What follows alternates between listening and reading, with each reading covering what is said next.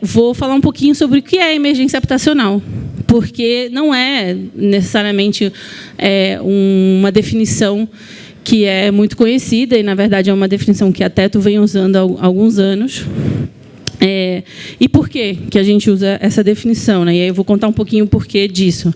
Mas a verdade é que, quando a gente fala, né, do déficit habitacional, tem várias categorias, né, desde o déficit quantitativo e qualitativo, e dentro do déficit quantitativo tem uma parcela da população que vive no que a gente chama de emergência habitacional.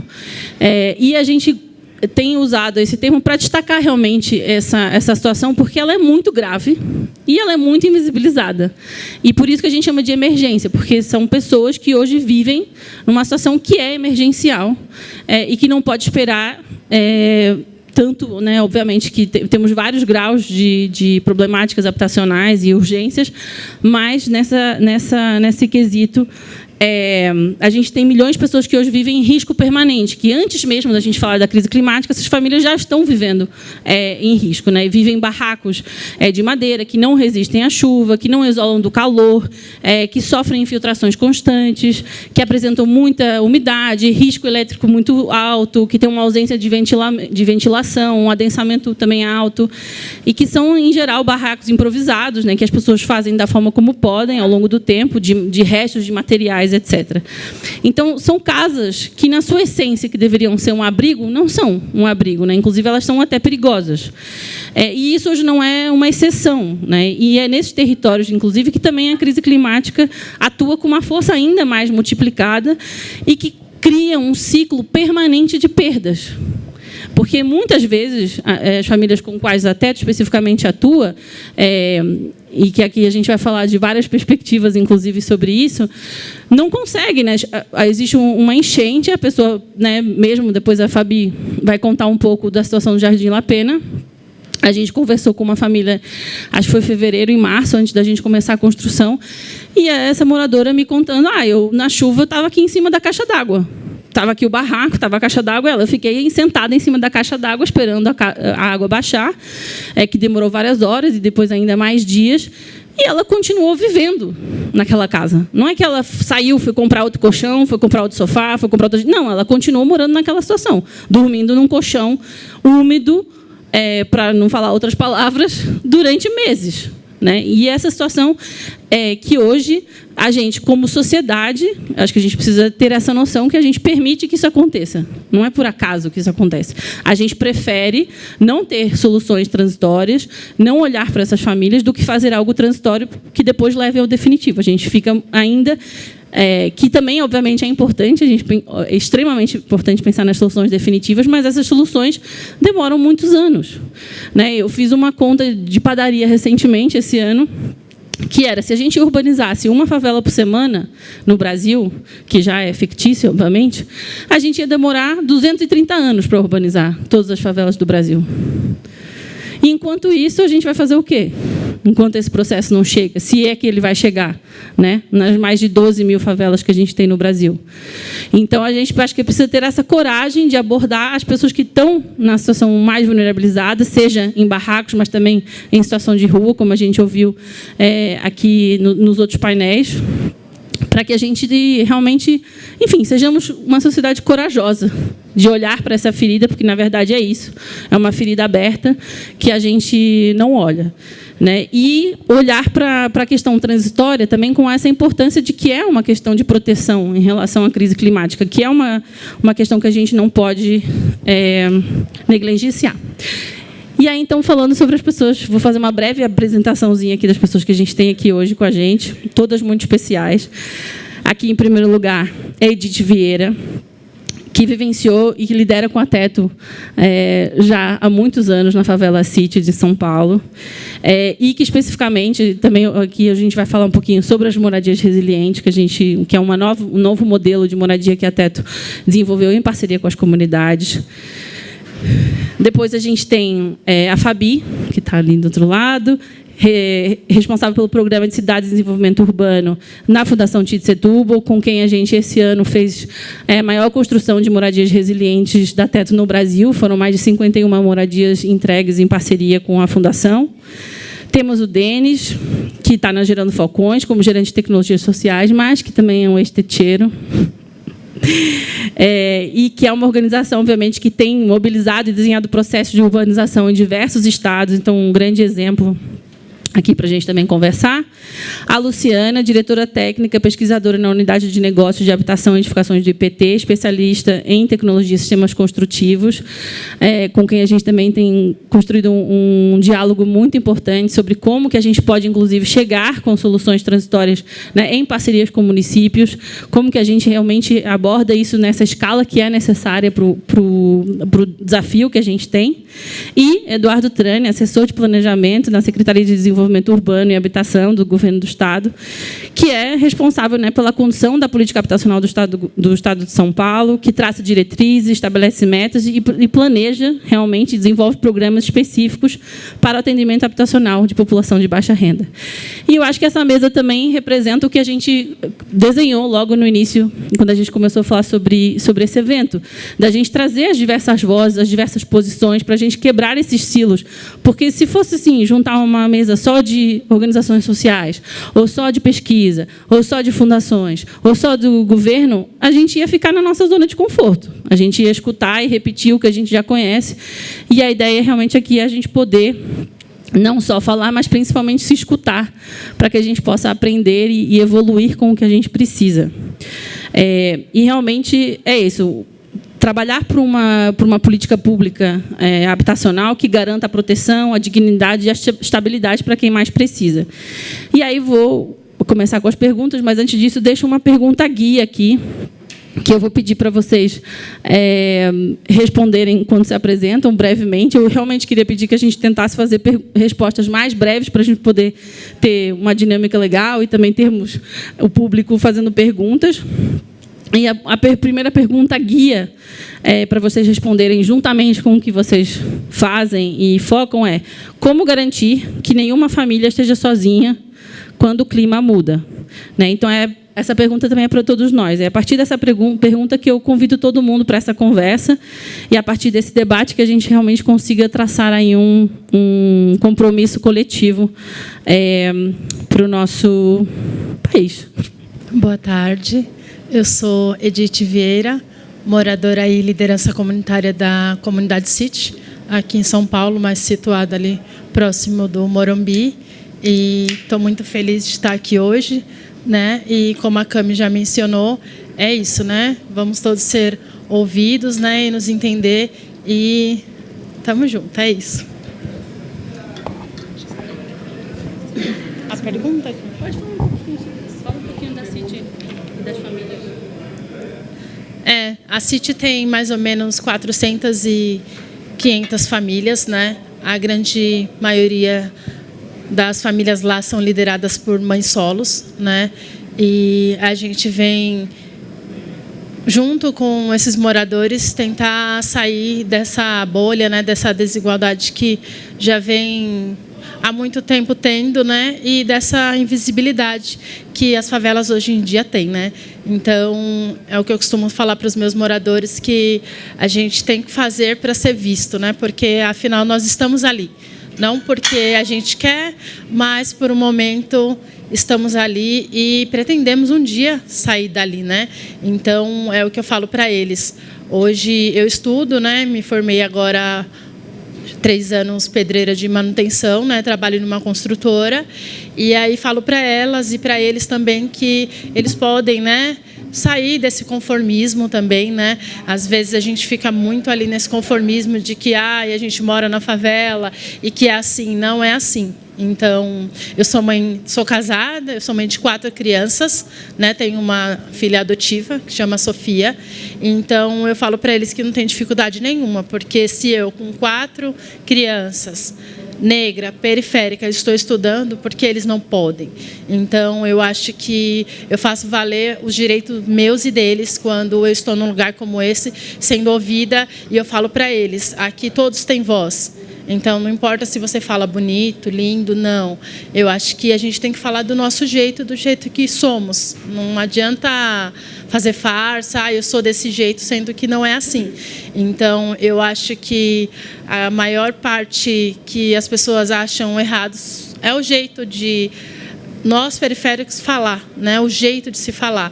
Então, hoje eu fiquei até meio temerosa, vi alguns olhares já, uns rostinhos, né, conhecidos. Aí eu falei, meu Deus do céu, eu estou aqui, né? Então, e eu falei, cadê aquela Edith que fala para as pessoas que podem estar onde, né? Então, eu estou muito feliz de estar aqui sendo a voz da minha comunidade hoje, né? E juntos poder dizer que aos poucos eu estou tirando a minha comunidade de dentro do rio, porque infelizmente a minha comunidade, ela tem um rio que passa na comunidade dentro, né, e cai lá no Rio Pinheiros. E aí agora dezembro é o ano que mais chove, que mais alaga, e hoje com a Teto a gente já tem 6 casas emergenciais, mas a gente teve outras 14 em 2000, resilientes, desculpa, e em 2019 tivemos 14, então quase toda a minha comunidade hoje, ela não sofre mais alagamento, entendeu? Acho que a gente tem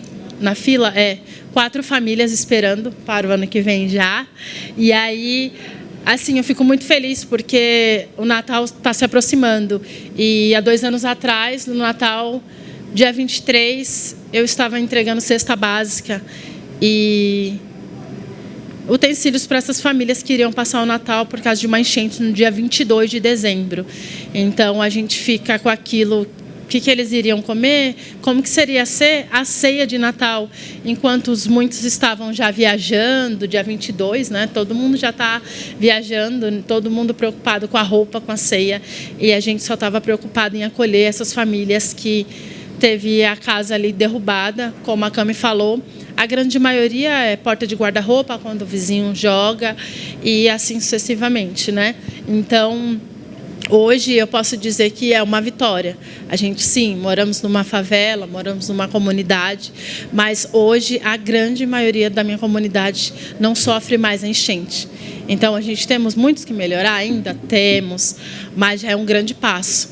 Ter onde ficar, as crianças vêm da escola, tem onde ficar, ter onde dormir. Esses dias deu essa ventania, né? Eu fui pegar por essa ventania, 4 telhas da minha casa voaram enquanto eu estava dormindo. Acordei e falei, estou no céu, eu acho, porque só vi o alto, assim. E foi justamente a do quarto.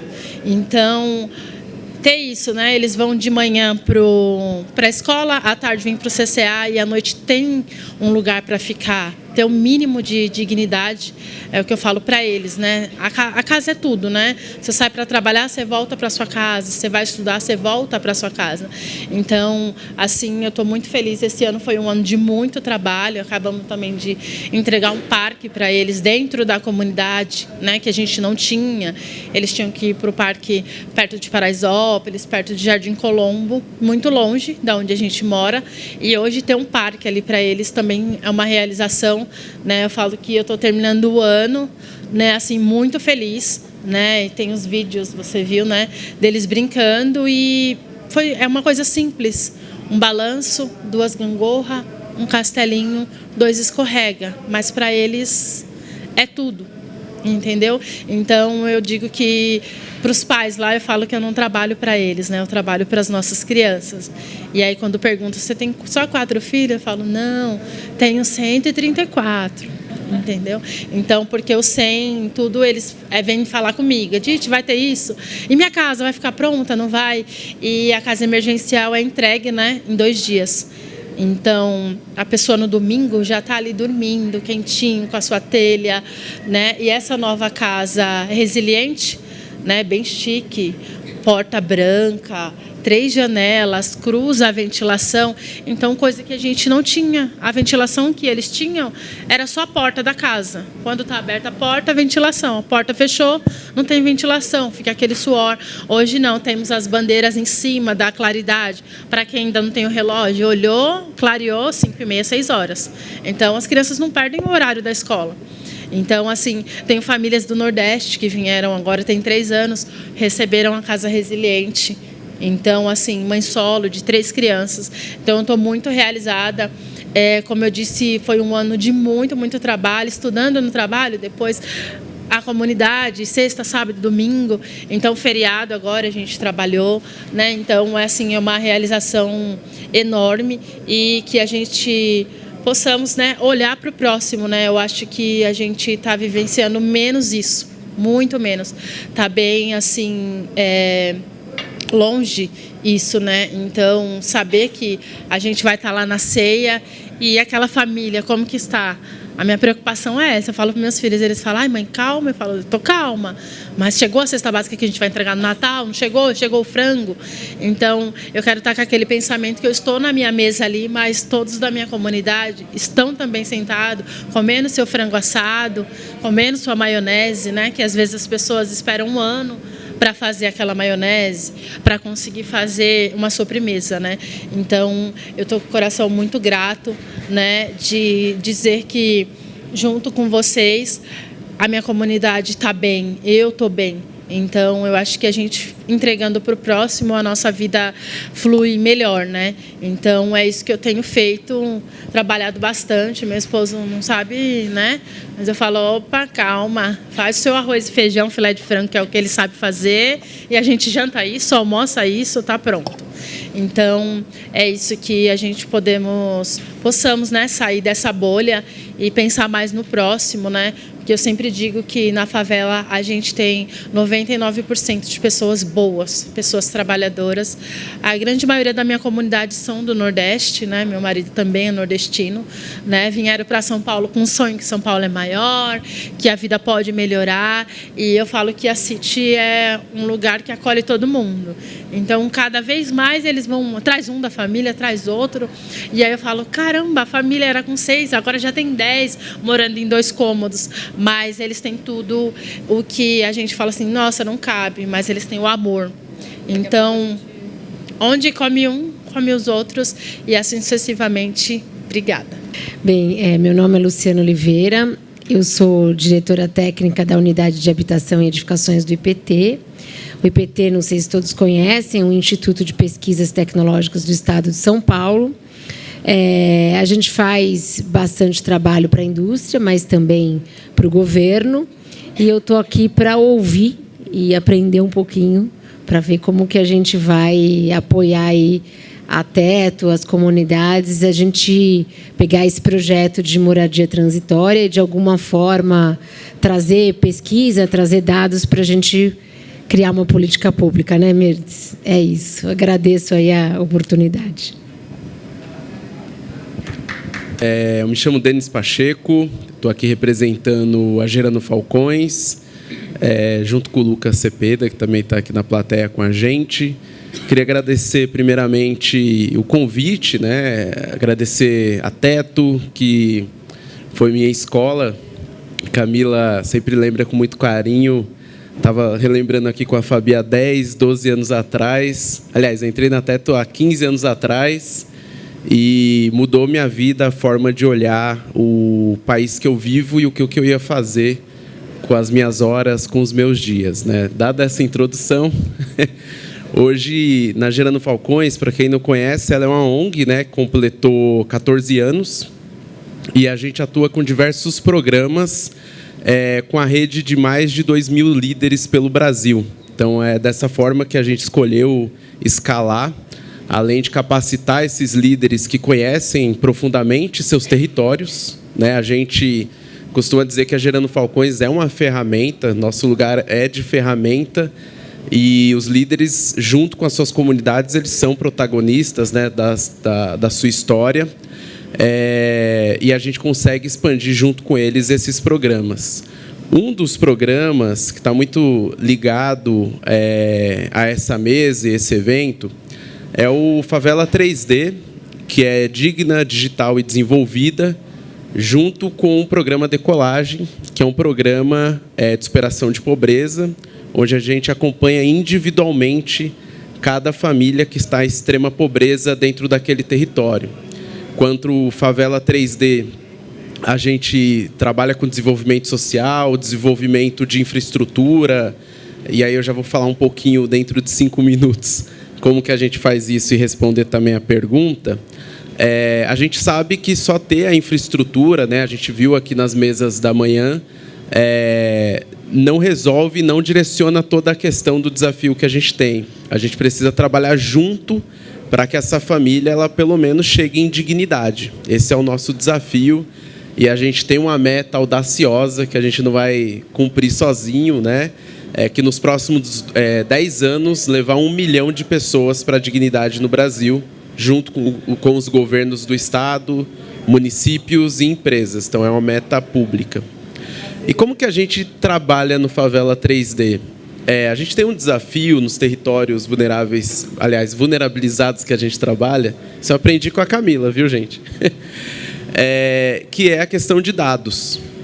Então, o primeiro passo, junto com esses líderes e com as referências do território, às vezes é a pessoa que chegou primeiro naquele território, aquela primeira família que começou a ocupar, pastor da igreja que conhece todo mundo, a tia que ajuda a levar as crianças na escola. Essa galera conhece muito sobre seu próprio território. Eu costumo dizer, a Fabi uma vez me contou uma solução da Sabesp, do morador do La Pena. Então, as pessoas conhecem muito bem seus problemas e, muitas vezes, elas sabem resolver.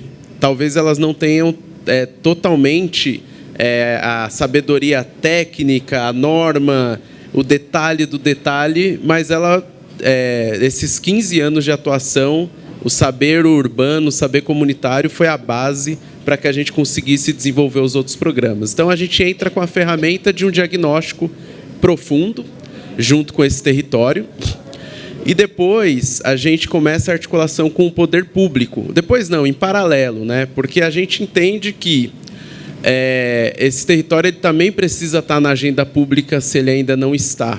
Então, a gente convida tanto o município como o governo do estado, que tem sido nossos parceiros em praticamente todos os territórios, inclusive aqui no estado de São Paulo, na cidade de São Paulo. E aí a gente tem um pacto, e aí eu vou quase para encerrar, que é quase que um pacto. O Jorge usa a expressão, Camila, mas não posso falar aqui, né? Tá. A gente precisa colocar. Tá gravando, né? Não vou falar não. A gente precisa colocar todo mundo na mesa e fazer um mix institucional. Adaptei bem, né, Camila? A gente precisa fazer um mix institucional, porque a pobreza ela é multidimensional. Então, eu não posso estar na mesa com os dados que a gente levanta com o território apenas com a Secretaria de Habitação, com a assistência social. Eu preciso estar com todo mundo e eu preciso ter um comprometimento político que a gente vai conseguir fazer uma matriz de responsabilidades em conjunto. E aí, finalizando e respondendo, como que a gente garante que nenhuma família fique sozinha, né, quando o clima muda? Sabendo que é multidimensional e é muito específico cada momento que as famílias estão, tem família que ela vai precisar de tudo, né, do acompanhamento familiar por 2 anos, porque ela não tem renda, ela não tem vínculo com o território, ela mora lá, mas não quer dizer que ela tem vínculo com o território, ela não participa das assembleias, e a gente precisa trazer essa família para essa relação de convivência, porque ela precisa dessa estruturação. Agora, tem família que vai precisar de uma melhoria habitacional, tem família que vai precisar de uma adaptação, que é uma comporta na casa, porque ela não vai conseguir ser realocada para uma outra moradia, porque às vezes o Estado não tem recurso, o município também não, mas ela precisa passar por essa situação um pouco melhor no próximo ano. Então, para que nenhuma família fique para trás, a Gerando Falcões tem atuado como ferramenta na junção do recurso privado, do recurso público, tendo a comunidade como base, colocando todo mundo na mesa para a gente conseguir desenvolver os territórios em 24 meses. É hercúleo, é um desafio, a gente tem feito, mas a gente não tem feito sozinho. Obrigado. Boa tarde a todos e todas. Eu sou a Fabiana Toque, da Fundação TID Setúbal. Para quem não me conhece, ou para quem não conhece a Fundação TID, né, a gente é uma organização filantrópica que atua no jardim. Uma das atuações, né, que a gente que iniciou, né, a fundação é no Jardim La Pena, que fica na zona leste daqui de São Paulo, né, uma área de várzea do Rio Tietê, e a gente tem trabalhado lá numa perspectiva de como que a gente pode, como organização filantrópica, promover o desenvolvimento, né, a transformação desse bairro aí ao longo dos anos, juntando também diversas forças, né, não só a comunidade, como o próprio Denis disse, né, o saber local da comunidade, mas também fazendo, né, trabalhando em colaboração também com governos. Então, na área urbana, a gente tem uma visão de que a gente pode, né, de conseguir trazer obras de infraestrutura para essa comunidade a partir de uma colaboração com prefeitura e Estado. A gente tem sido muito bem sucedido nesse sentido, mas sempre partindo do lugar do morador, né, de qual que é a solução que o morador tem trazido para aquele problema. Então, e hoje acho que eu vou falar um pouquinho mais, né, ao longo do debate, mas eu queria a gente, né, começa lá em 2018 com a elaboração do primeiro plano de bairro daqui de São Paulo.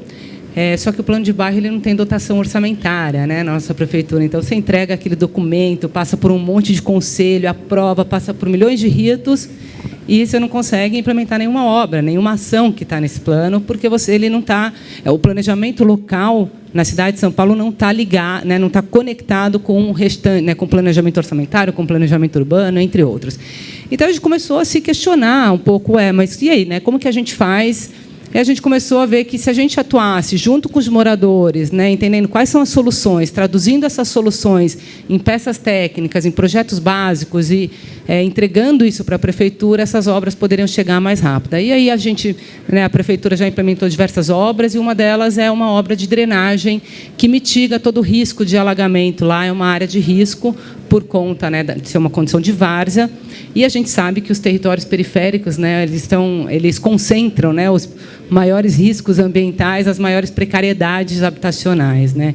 Então, uma vez que esse risco está mitigado, a gente falou, bom, e agora vamos avançar então para a urbanização de favelas, né, que é o grande desafio né, não só da prefeitura, mas de governos em geral, né? E acho que o Trani sabe muito bem disso.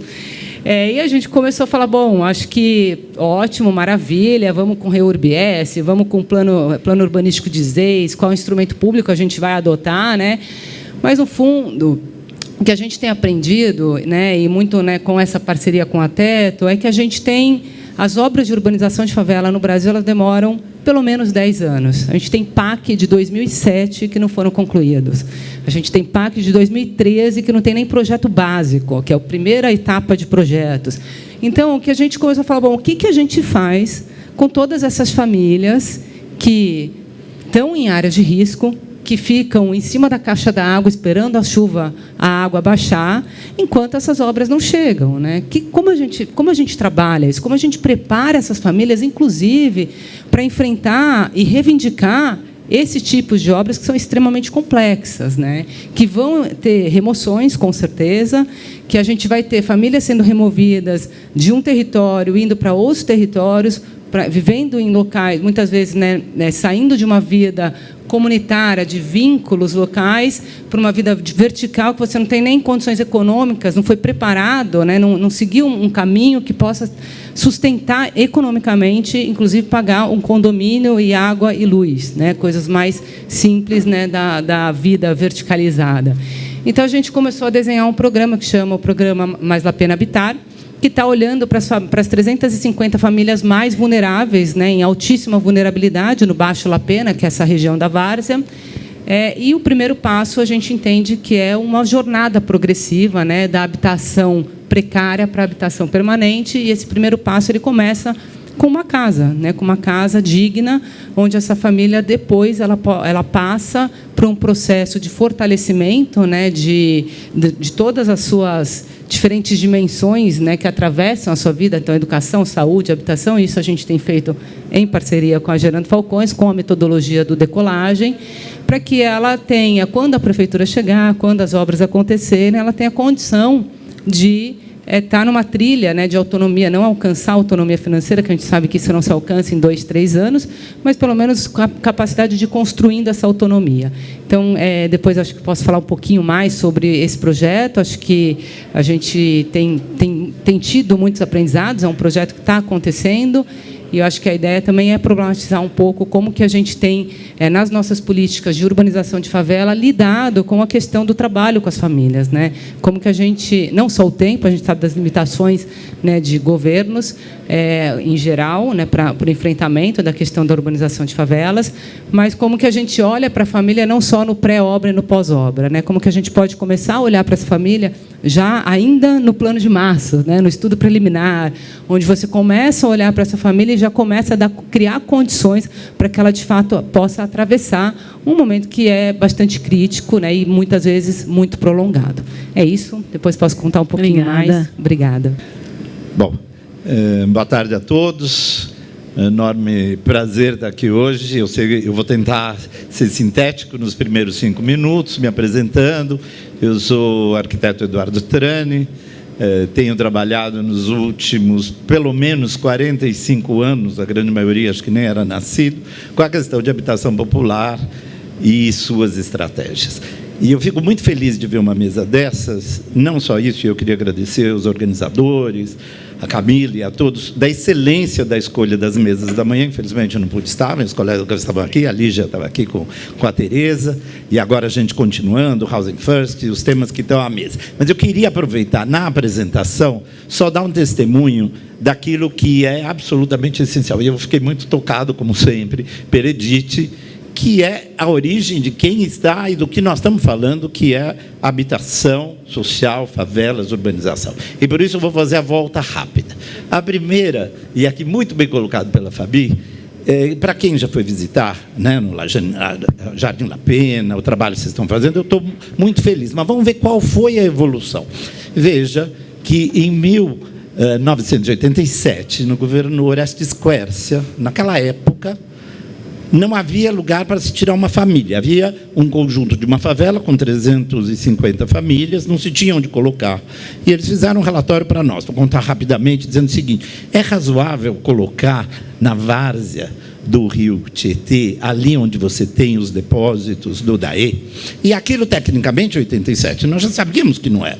Obviamente que era uma afronta ambiental, que à época não tinha o mesmo tratamento de hoje. E já naquela época, o embrião do que é, obviamente, a grande ocupação das várzeas, no chamado Grande Jardim Pantanal, do qual Las Penas é foi o desafio daquela época. E nós dissemos, eu já estava lá trabalhando, e o meu relatório está lá registrado, dizendo não pode ir para lá. Mas como não havia solução, a solução era provisória. Não, nós vamos colocar as 300 famílias, o DAE teve que fazer um parecer dizendo que podia ficar um tempinho, e das 350, nós chegamos a ter 60 mil pessoas morando onde vocês sabem. Passamos, como bem a Fabiana colocou, o nosso projeto Pantanal, que demorou 15 anos, algo em torno de 400 milhões de reais ao longo do tempo, erros e acertos, desenhos e desacertos, medidas que nós dizíamos, não vamos ocupar várzea, vamos ocupar as bordas da várzea, vamos já fazer. Então, veja, a política habitacional, e acho que é ótimo você estar aqui e contar, hoje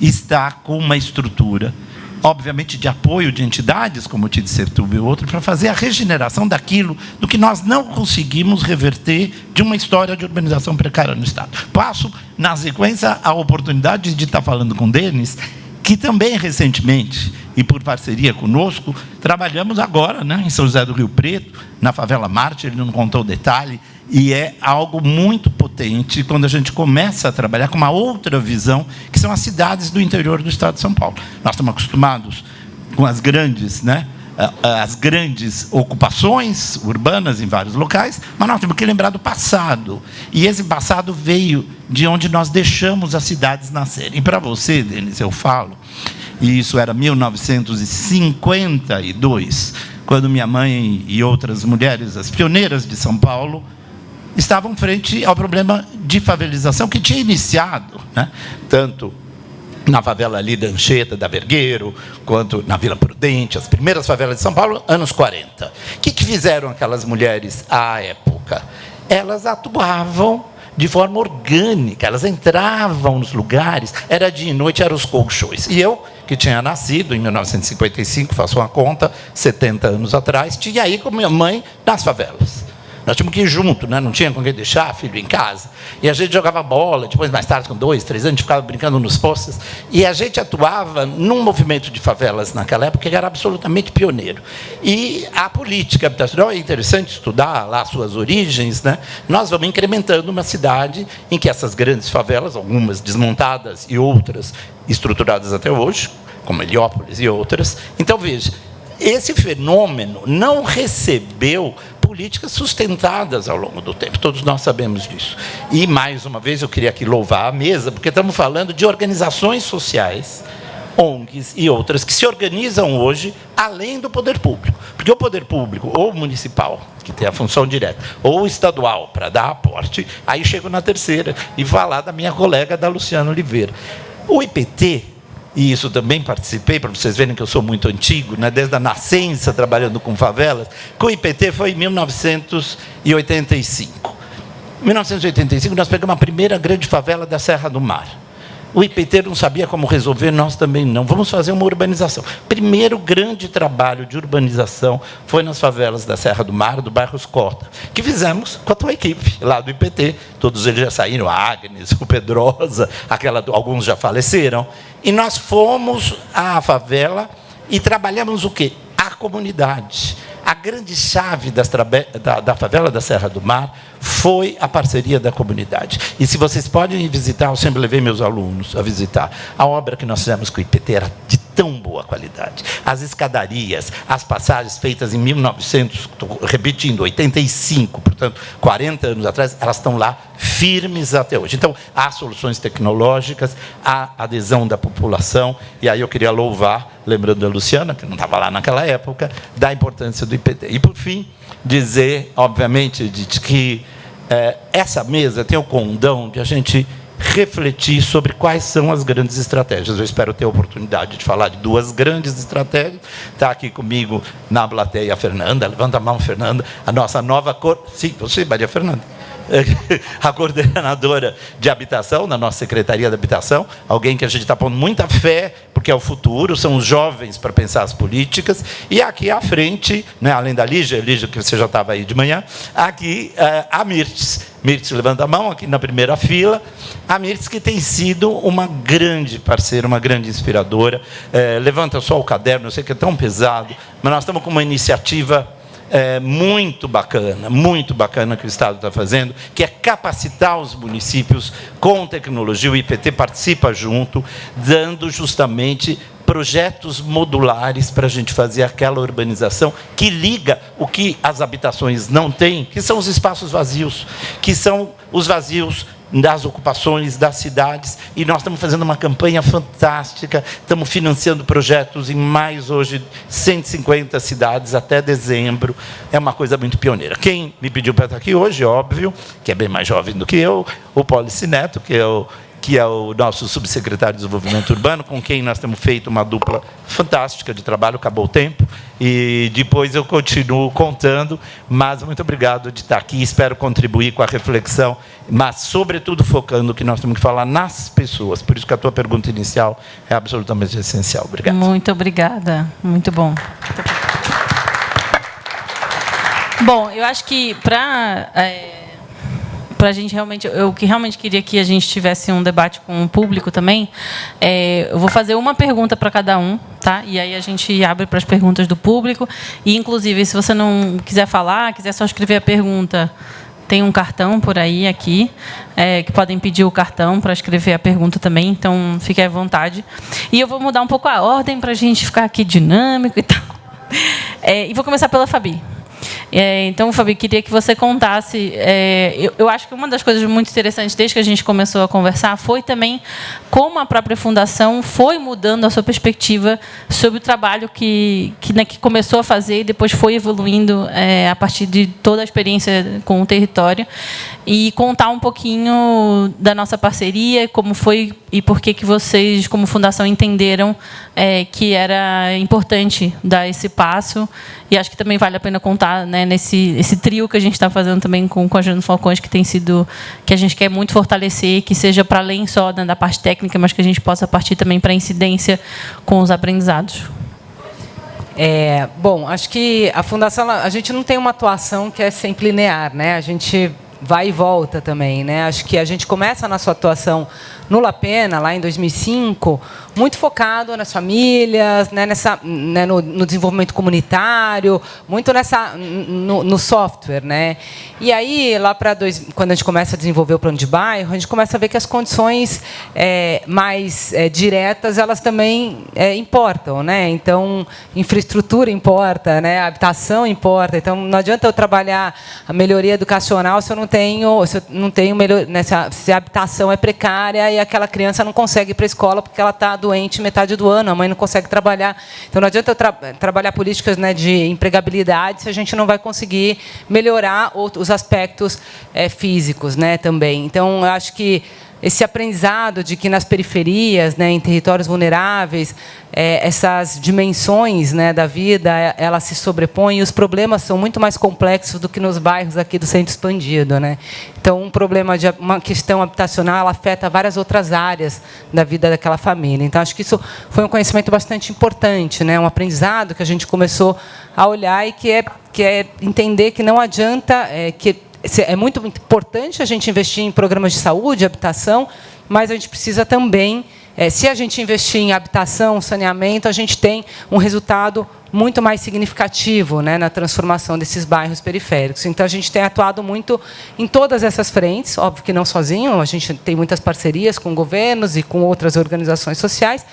E acho que nesses últimos anos, a gente tem percebido também a importância, né, da família, da unidade familiar nessa transformação, né? E essa aproximação com a Gerando Falcões, entendendo que a gente está sempre falando da casa, né, do território, das redes de infraestrutura que estão chegando no território, mas e a família, né? Que percurso essa família precisa também passar ou caminhar para também, né, chegar numa condição de dignidade. Então, esse trabalho que a gente tem feito, essa tríade, né, Fundação, Teto e Gerando Falcões, ela está olhando muito para esses pontos, né? A Teto entra primeiro com essa possibilidade, né, de tirar as famílias que estão morando em barracos de madeira. Então, a gente fez, durante 8 meses, mutirões na comunidade para entregar 51 casas resilientes.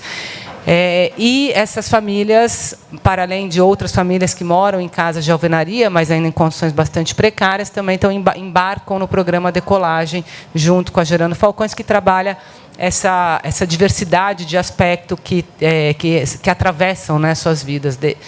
E acho que tem alguns aprendizados super importantes aí, né? O primeiro, assim, logo nos primeiros meses, assim, as primeiras semanas, você não precisa nem esperar meses para ver o quanto que é a mudança numa família quando ela sai de um barraco de madeira que é extremamente, né, extremamente vulnerável e precário, enfim, enfim, que alaga e que está submetido a todas essas condições, e ela tem uma moradia digna, onde ela consegue fechar a porta, sair, fazer suas coisas, ela pode fechar a janela, ela pode abrir a janela, né, ela pode tomar um banho dentro de casa. Então, assim, os relatos são muito significativos, né? Essa mudança muito simples, né, da moradia precária para uma moradia transitória, né, ou emergencial, é uma mudança. Acho que o mais importante que a gente tem visto é o quanto essas famílias, né, principalmente mulheres, não se sentiam dignas de estarem ocupando os espaços que lhes são de direito, né? De ir numa reunião comunitária, de ir na UBS, de reivindicar algum serviço no CRAS. Então, hoje, essas mulheres, elas acabam ocupando esses espaços, inclusive contribuindo, né, para que outras, né, indo em rodas terapêuticas. Então, assim, acho que isso é um super primeiro passo, né? Porque se a gente não consegue fazer urbanização de favela sem pensar no componente pessoa, em quem mora, né, naquele lugar. Então, acho que isso tem sido um super aprendizado. Acho que é algo que a gente tem, né, pretendido, né, estamos com planos aí para ir sistematizando esses resultados e começar a problematizar um pouco mais como as políticas de trabalho técnico social, né, que a gente chama dentro do poder público, né, que está no escopo das urbanizações de favelas, como elas podem ser aprimoradas a partir desses aprendizados, né? Então, eu acho que a moradia transitória, ela traz um primeiro salto, assim, que é muito significativo, foi muito significativo, inclusive para famílias que têm, né, questões de adição, com problemas. Você sabe que você não vai reduzir, né, você não vai mitigar, né, a questão do vício, mas você reduz muito danos. Assim, famílias que tinham, né, o componente da adição muito forte, hoje trabalhando. Pararam de usar? Não, mas você consegue ter, né, normalizar minimamente a vida. Então, a gente tem visto transformações muito promissoras. Assim, a gente está bastante contente aí com os resultados desse primeiro passo, né? E aí a gente vai contando mais nos próximos anos os outros resultados. Obrigada, Fabi. Bom, perfeito, porque eu ia fazer a próxima pergunta para o Denis. Né, que a GF adentrou o mundo, né, de urbanização de favelas.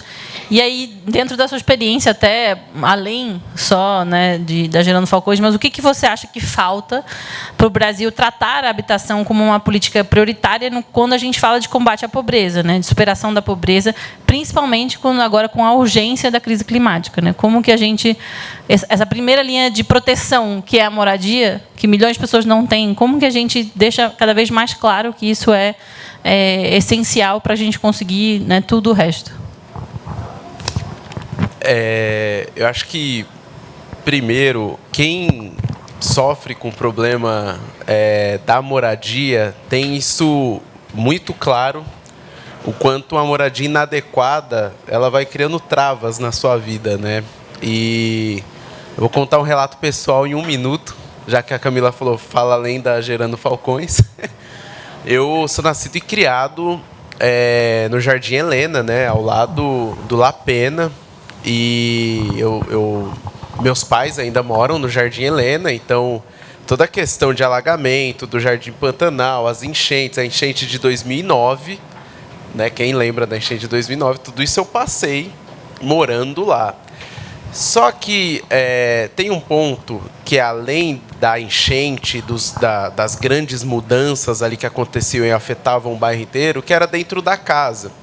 Né? Por estar numa área de várzea, a parede do meu quarto era sempre muito úmida. E isso afetava totalmente afetava a doença física, né? Respiratória. Eu vivia com o nariz escorrendo, vivia com crise de rinite, bronquite, todos os ites que vocês imaginarem. E, obviamente, eu faltava na escola para ir no postinho, que foi construído ali na pracinha do Jardim Helena, Luiz Erondina, enfim.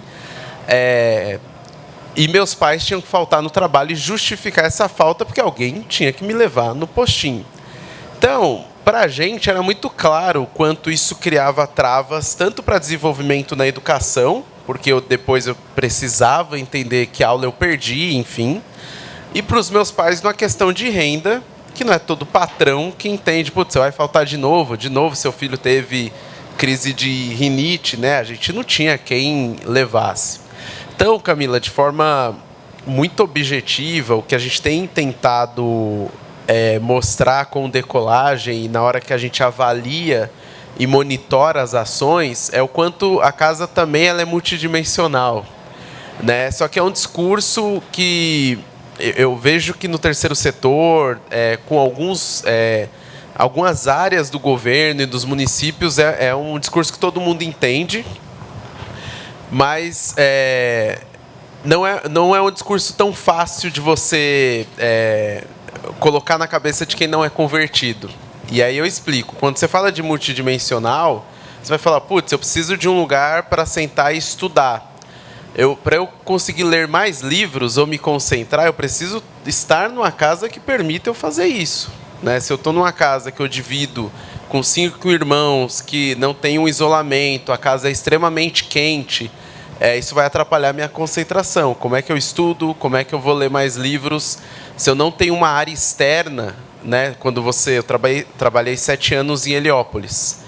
Então, a gente recebeu uma vez um doador privado que questionou que a família tinha uma... Eu não lembro se era de plasma, se era de LED, do que era. Eram essas TVs finas.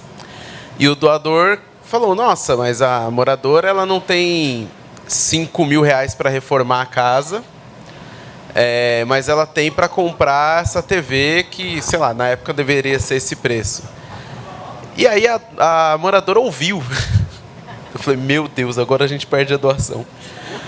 Brincadeiras à parte, ela respondeu. Ela falou, olha, é coerente a sua pergunta, né? Eu também faria a mesma se eu estivesse na sua posição. Mas é que se você olhar, eu não tenho onde deixar meus filhos. Aqui é a viela. A minha casa é isso aqui, onde vocês estão. A TV, na hora que eu saio, era uma mãe solo. Na hora que eu saio para trabalhar, essa televisão, que tem um Xbox, sei lá, tinha um videogame meio já instalado, acaba virando a babá. Tinha aquele quadrado que pega as TVs, qualquer canal que você digita pega. Então as crianças ficam dentro de casa. E eu lembrei que eu fui criado assim também. Eu falei, quando eu tinha uns 8, 9 anos, meu pai e minha mãe iam trabalhar, era eu e minha irmã, que é 3 anos mais velha. E a gente ficava quietinho na frente de um PlayStation 1 na época. Então, é difícil, não quem não faz parte, ou que trabalha com isso, ou que está no governo ou no município, não é tão óbvio o quanto uma casa com a melhoria habitacional, o quanto uma casa nova, ela faz diferença no quanto você vai se desenvolver ou não. E aí eu finalizo, eu não sei se eu estou respondendo, que eu fui embora aqui na pergunta. Tá ótimo. 1 minuto. E tem também a ver com o CEP, né? Dependendo de onde você mora, eu me formei arquiteto com 22 anos, né? Eu estou com 36. E eu fui procurar estágio, na época não tinha escritório de arquitetura em São Miguel Paulista. Nem sei se tem ainda agora, Fabi, mas não tinha. Então eu ia buscar estágio na Berrini. São Miguel para Berrini é chão, né? Não tinha estação de São Miguel, de Jardim Helena na época. E aí eu levava o CEP, na minha casa já tinha um CEP. Teve um momento que a gente tinha chuveiro funcionando, pagava luz, tinha CEP. Teve uma época que a gente teve tudo isso. E aí eu levava o CEP e na entrevista pegava o currículo, era impresso na época, né? E batia o CEP e falava, opa, quanto tempo você levou para chegar aqui? 2h30. Para mim isso era padrão, né? Falava, não, tá bom, a gente te liga. E cara, eu nunca consegui o estágio. E aí eu fiz um teste. Hoje eu não conto com o maior orgulho do mundo, mas foi o meu hack na época. Eu peguei o endereço da minha tia que morava na Penha. Penha, estação de metrô próxima. O povo sabia o que era a Penha, quando você batia na Berrini. E eu passei magicamente na primeira entrevista que eu fiz. Na época eu falei, eu não tenho dados que comprovem. Mas onde eu moro, trava ou não trava alguns lugares que eu vou conseguir acessar ou não, né? Então, em resumo, para finalizar, Camila, eu acho que sim, a gente tem cada vez mais publicado dados, mas os dados, eles chegam muitas vezes em ambientes que estão mais abertos a ler esses dados e compreender, e a gente precisa converter quem ainda não está convertido que casa melhorada não é um luxo, não é uma questão estética. A casa melhorada ela tem muito a ver com a saúde, né? Acho que é isso. Obrigada. Bom, eu queria pedir então para o Eduardo contar um pouquinho desses 2 instrumentos, né, que você quer compartilhar hoje. E como você acha que também conecta com essas 2 agendas que a gente está fusionando aqui hoje de moradia e clima. Bom, primeiro uma enorme convicção que eu acho que é importantíssimo para quem pensa as políticas públicas, tanto município, estado e governo federal, e por acompanhá-las há tantos anos, a gente sabe que há recursos disponíveis, mas há um enorme problema de sinergia dos recursos, ou seja, juntar os recursos para dar certo.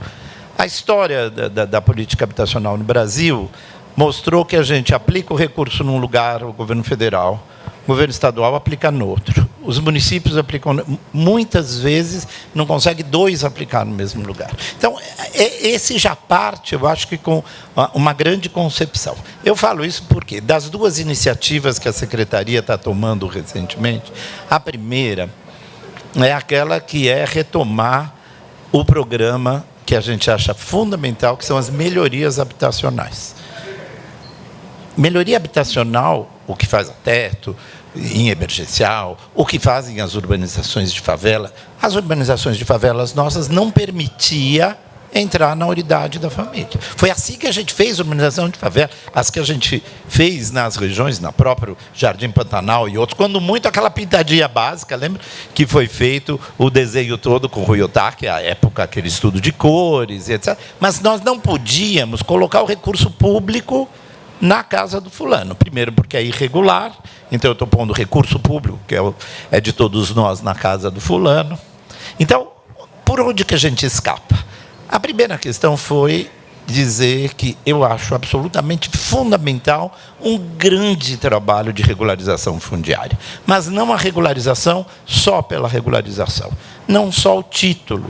O título é muito pouco. Claro que é importantíssimo as famílias terem título, porque elas foram, de algum modo, se equiparando. A lei de regularização permite. O título é a primeira coisa, mas não é aquilo que vai mudar a realidade das famílias. Daí nós temos dito o seguinte: se eu tenho tantas iniciativas, e aqui eu volto a dizer, na nossa secretaria, uma secretaria de Estado, vocês têm ideia, nós somos 12 milhões de domicílios no Estado de São Paulo, 12 milhões. Nós temos catalogados no nosso programa, ou seja, fomos lá nos municípios e perguntamos, quem tem moradias irregulares? Prefeitos, mandem. Bom, já tem, de 7 anos para cá, 1,5 milhão de moradias, né? É o tal negócio. Você imagina urbanizar ou recuperar 1,5 milhão de famílias. É um número imenso, monstruoso. E isso porque não estão todas as favelas, por exemplo, de São Paulo e das grandes cidades. Isso é mais no interior. Então, nós temos, eu diria que dos 12 milhões, a gente estima que em torno de 2,5 milhões a 3 milhões são as moradias irregulares. Então, qual é a ação do Estado? O Estado tem que juntar a melhoria, que é mexer com o título, com a regularização, junto com a prefeitura e fazer os processos, mas tem que também atuar na regularização ambiental e sanitária. E isso significa que a gente nunca entra, né, com força numa urbanização de favela, e vocês sabem disso, quem está trabalhando, por conta do custo da infraestrutura. Então, nós estamos colocando o seguinte: vamos fazer um programa que mexe na família, na regularização fundiária, melhora as casas, onde tem barracos serão substituídos, que podem ser em fases, primeiro resiliente, mas logo depois definitivo, dentro, obviamente, de uma perspectiva. Eu não posso pegar no interior, né, uma ocupação irregular inteira, que tenha, sei lá, 100 famílias e 40 são barracos e transferir um recurso público para 40 famílias. Mas eu posso, se for de 5% a 10% das famílias, aquelas iniciar e trabalhar com as moradias que as pessoas já fizeram, regularizando. Então, mas não tem recurso para isso, não podia. Nós estamos criando, o programa chama Viver Melhor, Melhorias Urbanas, o governo federal também está fazendo por uma outra modelagem, a nossa é diferente. A nossa, assim, nós devemos lançar agora, até o final do ano, já os editais, que vai ser um chamamento. Prefeitos do interior do Estado de São Paulo. E nós fizemos um teste, já pegamos pelos dados do IBGE, né, recentes.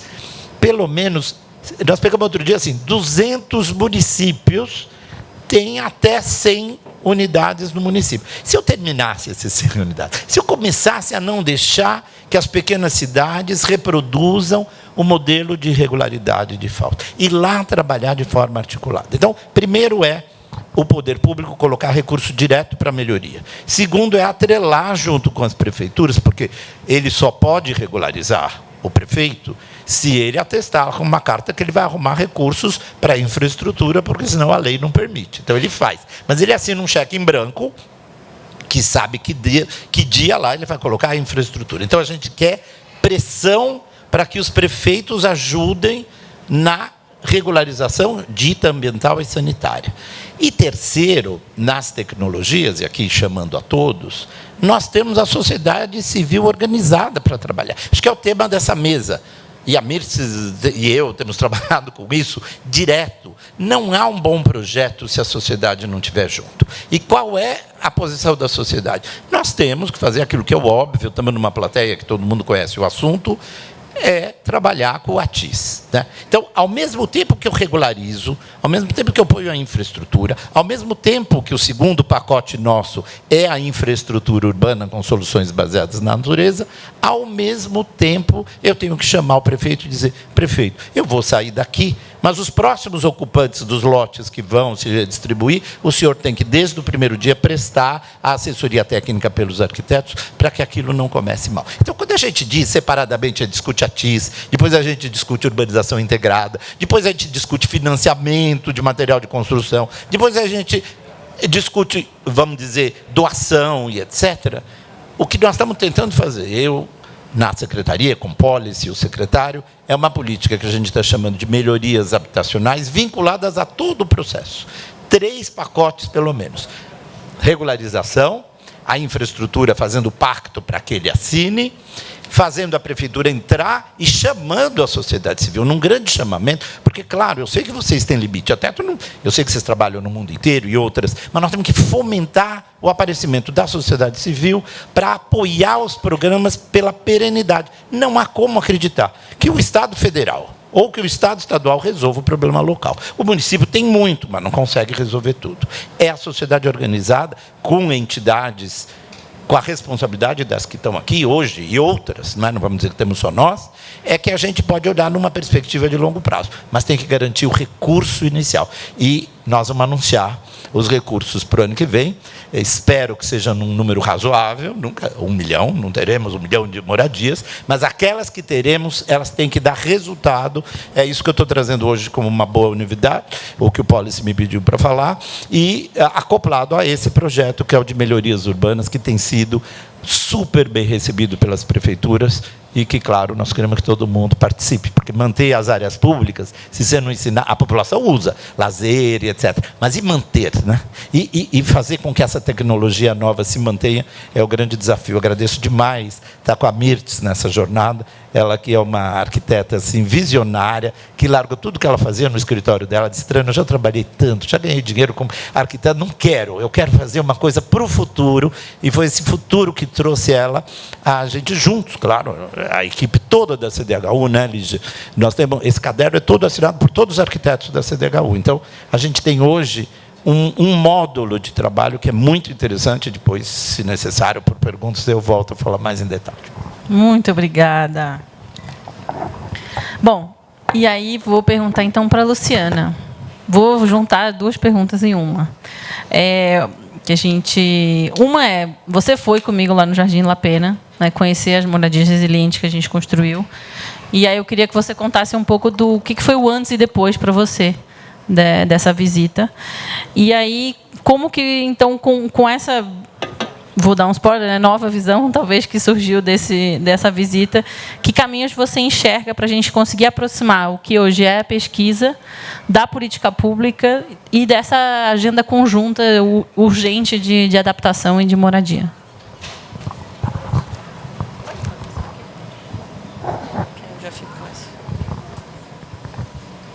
Vou por partes, né, na resposta.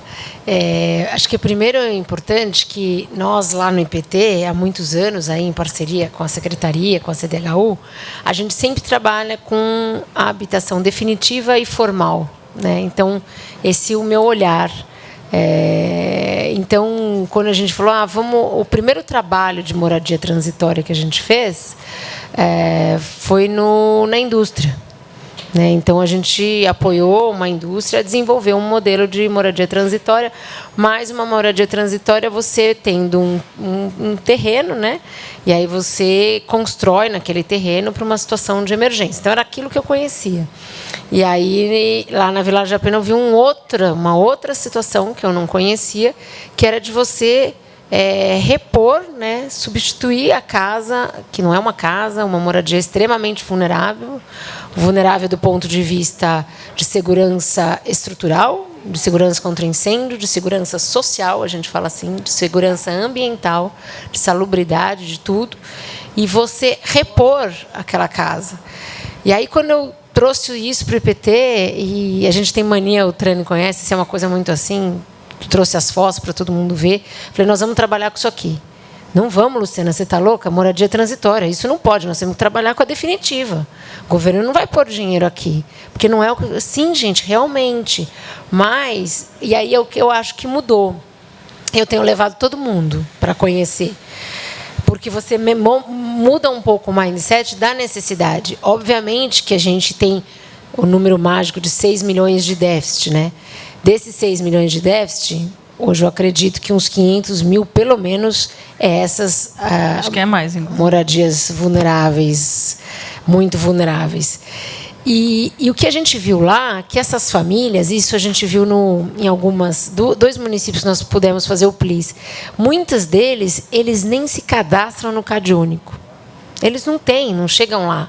Então, eu acho que a gente poderia trabalhar essas moradias transitórias para essa vulnerabilidade social e que, ao mesmo tempo, hoje ela é ambiental, porque eles estão totalmente vulneráveis a essa questão climática, como um primeiro... Como acho que a Fabi falou, uma primeira etapa. Todo mundo quer chegar na definitiva, mas talvez a gente pudesse ter uma transitória. Mas aí eu também falei para a Camila, a gente precisa adequar a sua transitória para ser uma transitória, o seu modelo, que, de alguma forma, atenda minimamente a alguns requisitos de norma. E, nesse meio tempo, acho que é legal falar, a gente conseguiu também desenhar uma prática recomendada da BNT, com base em documentos da Cruz Vermelha, da ONU, para moradias transitórias. E aí, até separando o que é moradia emergencial, acabou de ter um incidente, você precisa de tendas, de coisas mais simples, da moradia transitória, que para ficar ali 3 anos, muitas vezes 5 anos, que tem algumas exigências a serem atendidas, daquela nossa definitiva que nós estamos falando de, no mínimo, 50 anos. São outros produtos, né? Então, aí, por isso que eu disse que acho que a gente está aprendendo, a ideia é a gente tentar fazer um projeto, uma pesquisa, né, para ter esse modelo de moradia transitória que tenha desempenho técnico, desempenho social, desempenho ambiental, caiba no bolso, e a gente consiga olhar para isso e ter essa mescla, né? Também não dá para falar, bem, o morador quer ficar aqui porque ele gosta daqui, como a gente viu nos bairros cota, mas aqui é uma área de risco. Então, área de risco, né? Então, acho que a gente precisa trabalhar um pouco isso. E a ideia agora, a gente está pondo a cabeça para pensar, para a gente criar um projeto. Aí, um pouquinho a longo prazo, a gente está fazendo um primeiro plano de trabalho, mas a ideia é essa. Estamos pensando, né, Camila? Mas a gente já está vislumbrando algumas coisas e talvez ter um piloto, alguma coisa assim, para a gente poder criar um modelo dela que atenda a essas questões, principalmente de segurança. Não estou dizendo que eu consegui ainda falta a gente assinar o termo. Pode ficar aqui. Bom, na verdade, eu vou só acrescentar uma questão em relação que eu acho que é importante trazer o contexto, que eu acho que, né, a Teto é uma organização que está no Brasil quase há 20 anos, vai fazer 20 anos ano que vem, e na América Latina já quase há 30, em 18 países. E o Brasil, com o tamanho e a capacidade que tem, é um dos poucos países que não consegue fazer parcerias com o poder público. A gente faz parcerias no México, a gente faz parcerias no Chile, a gente faz parcerias na Argentina, e no Brasil é quase um tabu falar sobre soluções transitórias. E eu acho que a Teto, durante muitos anos, foi muito criticada em muitos lugares por trazer soluções emergenciais, e a gente acabou ficando com medo disso também, de se posicionar nesse lugar, né? Então, eu, enfim, nessa trajetória também minha na Teto, acho que eu fui aprendendo a dizer, não, gente, é realmente emergencial. Está tudo bem ser emergencial. Esse é o propósito dela, não é uma substituição. Né? Não é ou investimos no definitivo ou investimos no transitório. A gente precisa fazer os dois, porque não é ok deixar as pessoas na situação que elas estão. Mesma coisa com o que a gente estava falando do Housing First. É exatamente o mesmo paradigma. Né? É melhor não fazer nada ou é melhor fazer alguma coisa que, na verdade, nos obrigue a fazer o passo 2? Porque eu acho que a sensação que eu tenho é não vamos fazer o passo 1, porque depois a gente vai ter fazer o passo 2. Então, é melhor não fazer nada, porque aí ninguém vai cobrar. Porque a pessoa que vai estar dormindo, né, como você falou, ela não vai reivindicar nada enquanto ela está morando num barraco. Agora, ela morando numa casa com um piso seco, ela vai falar, e aí? Quando vem a próxima solução? Né? Então, como sociedade, acho que a gente... E ter essa coragem mesmo, né, de pressionar para ter os dois, que a gente precisa dos dois. Né? Eu acho que foi algo que a gente vem aprendendo nos últimos anos, e acho que em vários setores, né? Não só na questão de moradia emergencial. E aí, Edith, eu queria que você contasse um pouquinho sobre por que hoje, né, ainda na sua visão, que está ali com as famílias, essa solução emergencial ainda é necessária. E contar também, acho que a gente fez outros projetos, né, além, a gente fez a ponte também, então como que isso também, nesses territórios tão invisibilizados, esse tipo de... que basicamente assim, é um projeto de adaptação climática, que a gente vem fazendo isso há muitos anos, não chama dessa forma, mas hoje a gente poderia encaixar dentro dessa questão, né? Fazer uma infraestrutura comunitária que ninguém quer fazer ali, porque não é regularizado, mas até tu corre esse risco. E por que, na sua visão, para pessoas que não possam ainda não entender completamente a emergência que por que, na sua visão, isso é importante? Na verdade, é como eu sempre digo, né? A gente não queria que a Teto existisse, a Gerando, né? Porque é o que eu falo, a gente está ali e as ONGs existem porque a gente está à mercê do poder que está aí e eles não agem, né? Então, infelizmente, eu não acho legal a Teto existir, a Gerando como outras ONGs, né? É o que a gente sempre fala. E sobre as casas emergencial, é que o meu morador, eu acho que os moradores de favela não têm tempo para esperar o poder vir daqui 10 anos, daqui 20. Eu tenho moradores que estão no auxílio aluguel há 17 anos. 17 anos morando lá na minha comunidade, que foi o lugar que ele achou mais em conta para comprar, aguardando o auxílio aluguel de R$400. Então, assim, é o tempo. E aí a casa emergencial começa a se construir no sábado e no domingo entrega para essa família. Entendeu? Então, é o que eu falo para eles. É emergencial que dá o mínimo de dignidade para esses moradores. Eu fico, assim, na hora da entrega, né, dessas casas, porque para muitos é muito pouco, né, falar, ai, nossa, uma casa de madeira, né? Mas é muito. É o que eu digo para os voluntários que vão lá, que eles estão entregando não só uma casa, né? Estão entregando esperança, estão entregando saúde, né? Eu fiquei muito assim do que você falou, insalubridade, né? Lá quando o rio enche, a gente vê um monte de rato. E aí a primeira moradora a descer, hoje, graças a Deus, eu moro no alto, mas eu tenho que descer, eu faço parte dessa enchente. E aí a água bate aqui na minha cintura com um monte de ratinho lá no rio. E eu estou viva, né? E aí eu falo para eles, vocês estão vindo aqui não só entregar casas, estão entregando razão de viver, porque a casa em si pode ser de madeira, mas não alaga mais, não entra rato, não tem a insalubridade daquela parede úmida, molhada, que a mãe tem que faltar no trabalho para levar a criança no postinho, né? Eu, na quinta-feira, sofri isso que você falou. Eu liguei para minha chefe e falei assim, olha, desatelhou minha casa. Ela falou, tá bom. E aí, veio a surpresa agora no dia 20 do desconto. E aí eu mandei a foto, sem o telhado, mandei eu cimentando lá depois que coloca as telhas, né, como pedreira, meu esposo não entende nada. E aí mandei as fotos, eu lá cimentando, à noite falei, olha, eu vou poder dormir. E aí quando veio o dia 20 agora, lá, desconto dos 3 dias por causa do feriado. Então, hoje, com a casa, eu ensino para as minhas moradoras, né, passo para elas que a gente já tem a casa, então a gente tem que correr atrás dos nossos outros direitos e que nós temos, não por serem moradores de comunidade, de favela, a gente tem o direito ao CEP também. Até hoje, infelizmente, a gente tem que subir a viela para receber a pizza, para receber alguma encomenda né? Porque nós somos moradores, mas nós temos direito também de ter a televisão. Estou sonhando ainda. Vou comprar a minha de 50 polegadas. E é isso que você falou.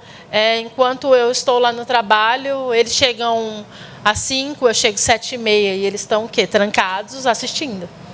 Então, isso que as várias mães que eu tenho lá sobrevivem, né? De deixar a criança lá trancada com a televisão ligada, né? Então, é uma segurança que elas têm. Muitas levam a chave da casa, né? E aí as crianças ficam lá quietinhas e se não chama o nome da mãe, ninguém atende. Todo mundo fica ali dentro. Então,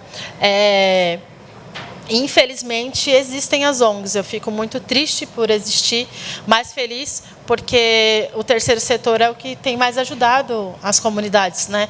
Então, onde eu posso levar Gerando, onde eu posso levar Teto, todas as ONGs que passam pela minha comunidade, eu falo, tem outra comunidade. A Gerando foi, assim, muito boa na pandemia com a gente, né? Deu os cartões para as mães e aí desbloqueado na hora.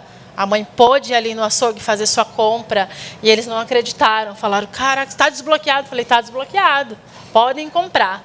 E aí, sabe, assim, você está ali dentro da sua comunidade explicando a todo momento para as pessoas que elas podem. Nós podemos. E a questão emergencial é isso, né? A Teto, como outras ONGs, entrega para essa família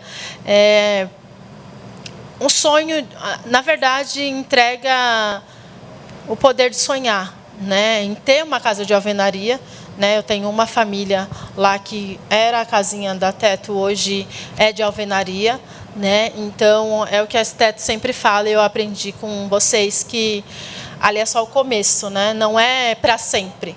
É emergencial, mas é um emergencial que dá um mínimo de dignidade para as famílias, né? Você poder chegar do trabalho e dormir, você vir da creche com a sua criança, poder deitar ela para dormir, é o que mais aquece o nosso coração, assim, e saber que eu estou no caminho certo, ajudando a minha comunidade, ajudando outras famílias. É isso. Obrigada. Bom, pessoal, para a gente respeitar aqui o tempo também e escutar um pouquinho de vocês, acho que a gente pode pensar em 3 perguntas, que vocês façam uma seguida da outra. Tem outro microfone?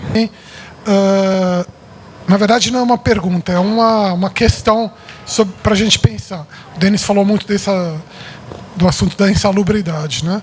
E isso, para mim, remete a uma coisa muito maior, que é... A gente não é Finlândia por vários motivos. Um deles é por causa da não disponibilidade de... Bom, fora o tempo, né? Fora o clima. Da disponibilidade de possibilidades para as pessoas, né? Então, eu vou dar um exemplo que nós tivemos no FICA. A gente atende um grupo de mulheres, famílias de imigrantes no Bom Retiro. Normalmente são bolivianos, peruanos. E uma das famílias que entrou para morar na nossa residência... Eles normalmente moram no mesmo quarto todo mundo. As mulheres costuram à noite e assim as crianças dormem onde as mulheres costuram, etc., né? E só de uma família entrar para morar numa casa onde ela tinha uma sala e o quarto, uma das filhas 2 semanas depois estava participando de uma Olimpíada de Matemática já. Quer dizer, você vê o potencial de intelecto, de capacidade que existe nas crianças, que é desperdiçado porque realmente por questão de moradia, por questão de insalubridade, por questão de falta de possibilidade, né? Então, eu acho que isso é uma coisa que nós, como, vamos dizer, como fomentadores desse trabalho, tínhamos que falar muito sobre essa questão. Não é só questão de dar moradia adequada para a família, é questão de dar... Pode ser até piada, né? É um futuro para crianças que poderiam não ter futuro por conta dessa falta de disponibilidade, né? Acho que é isso. Boa tarde, eu sou a Hanna, sou do Inspercidades e do Procam USP. Estou adorando a programação e as discussões do dia de hoje. E tem uma pergunta meio básica, mas que mas que ela é muito complicada, que é o ovo e a galinha. A gente sabe que muitas vezes o poder público só entra quando a propriedade é regularizada, né? Então, eu quero trazer esse tema da regularização fundiária como um nó muito complexo de toda a transformação, de todas as melhorias habitacionais que precisam ser feitas. Hoje, né, o Trani trouxe um pouco de como isso está sendo endereçado, mas eu queria ouvir mais de todos vocês, assim, onde estão os pontos de destrave, né? E por que isso? Porque a gente sabe, tem muitas evidências de que a remoção, por ser uma área de risco ou por não ser uma área regularizada, é um problema no sentido em que perde-se o tecido social e a rede de apoio. Isso é um nó, né? Então, queria jogar mais luz e aproveitar essa plateia super qualificada, esse não só plateia, aqui também pessoal super qualificados, debatedores super qualificados, para a gente aprofundar esse tema. Obrigada. Obrigado, boa tarde. Inclusive, é muito interessante ver a confluência entre todas as mesas, tem sido muito fortuito para o debate. Meu nome é Martinho, sou urbanista arquiteto também. Minha pergunta também na linha da regularização fundiária, a relação com as melhorias habitacionais, eu gostaria de saber como vocês veem a importância de articular desde o começo um plano para que não se consolidem situações de vulnerabilidade também, a partir da provisão habitacional, mesmo quando temporária, que tem a sua importância, com certeza. E como que vocês veem, acho que um ponto importante que tem a ver quando a gente fala sobre os assentamentos autoconstruídos, que é a qualificação, assim, a expertise, como foi comentado, da assessoria técnica de interesse social, mas que é diferente intervir em ambientes autoconstruídos com relação a quando existe construção formal. Tem uma incógnita muito maior, né? A moradia tem a ver com o processo histórico de formação de cada uma das casas e famílias. Isso é um desafio crítico quando a gente vai pensar no planejamento orçamentário de qualquer intervenção, inclusive emergencial. Queria saber como que vocês veem formas da gente abordar isso. Obrigado. Desculpa, como é o seu nome? Martin, ele coloca uma questão absolutamente fundamental, né? Eu acho que a Hannah também coloca, o ovo, a galinha, Mills falou, mas que como é que nós vamos dar esse salto, né? E esse salto é algo que nós precisamos estar focando muito fortemente nas tecnologias aplicáveis. Começando pela Hannah, até recentemente o Estado, tanto federal, estadual e municipal, não entram com transferência de recursos públicos em áreas que sequer, né, e só depois de 2017, com a lei de regularização, se pensava em fazer isso, impossível. Tanto que financiamentos, etc. E hoje nós já estamos conseguindo entrar, isso é uma vantagem. As primeiras experiências, eu acho que mostra o que você estava colocando. Nós estamos testando quais são as modelagens para você entrar. Então, de cada casa, você entra numa comunidade ou não só uma comunidade ou uma favela, algo que, primeiro, tem que estar em processo de regularização fundiária. E isso é um must, é uma necessidade. Não quer dizer que outras que não estejam também não mereçam, né, atuação e intervenção. Mas, hoje, nós temos que trabalhar com essa fronte. O fronte todo mundo pode fazer regularização fundiária. Então, assim, a primeira questão, me parece, é a pressão positiva da sociedade na organização, junto ao poder público municipal, para que os processos de regularização iniciem. Iniciado o processo, nós podemos entrar agora. Então, o nosso jurídico, vamos dizer, que antes não admitia que o recurso público fosse ao benefício individual, por uma razão óbvia, e você colocou aqui. Qual é? A tua casa, por exemplo, está totalmente danificada, certo? Eu entro lá com os engenheiros, faço o diagnóstico, e na tua eu preciso só trocar um piso. Ah, que ótimo, custa R$1.000, R$2.000, eu faço. Do lado eu tenho que colocar R$50 mil. E isso acontece. Na outra eu tenho que colocar 60, está tudo desestruturado, etc. Como é que eu calibro em termos de política pública? Acho que a pergunta que não é só dos arquitetos e engenheiros. Então, o que nós estamos fazendo? Nós estamos parametrizando. Parametrizando significa dizer assim, o que é razoável fazer. E aí a Hannah disse, a dificuldade é a gente achar os equilíbrios do que é razoável, para que seja replicável. E aí nós temos que trabalhar num espaço de diálogo. Eu não posso dizer que qualquer obra eu vou fazer a qualquer custo. Por isso que a pergunta final é o seguinte: eu faço de uma casa uma melhoria que pode custar R$5.000. Olha, só contando, no passado, em 2010, nós coordenamos um programa que era o programa Cartão de Melhorias, né? Eu que fiz lá atrás, junto com uma equipe. Não deu certo, porque tinha que ir no Banco do Brasil, o cara não conseguiu crédito, a gente não conseguia fazer, tinha o recurso, era R$5.000, um medo que os R$5.000 ele fosse lá e trocasse por comida, aquela velha história. Então nós temos que quebrar esses paradigmas. Para quebrar, eu acho que o programa tem que ser claro.